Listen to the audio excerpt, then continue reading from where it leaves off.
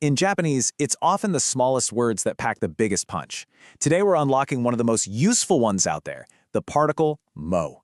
Seriously, mastering this one little particle is going to make your conversations sound so much more natural and connected.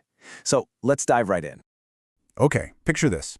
You've just told someone, "Watashi wa kohi o nomimasu." I drink coffee. Easy enough. But then they ask what else you like, and you want to say, "I drink tea too." So how do you say that second part without it sounding clunky or repetitive? Well, the answer is a single magical little particle. And that answer is this little guy right here, the particle mo, pronounced mo. And its job is super simple. It just signals that whatever you're talking about now is in the same category as what you just mentioned.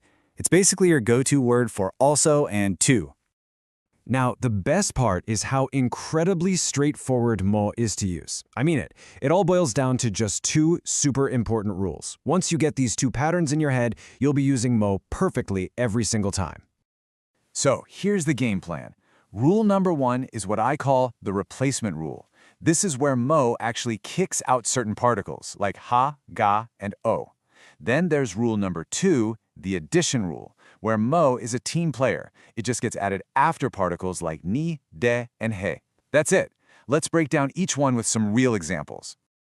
All right, let's tackle rule number 1, the replacement rule. This is probably the one you're going to use most often. In these cases, mo doesn't just join the sentence, it completely takes the place of another particle. Let's see which ones get the boot. Okay, so these are the three you really want to lock in. The topic marker, wa, the subject marker, ga, and the object marker, o. If you have a noun that would normally use one of these, but you want to add that also meaning, you just toss out that original particle and slot mo right in its place. Easy. Okay, let's see how this works in a real sentence. Let's say you just mentioned, I ate an apple. Now you want to add, I ate a banana too.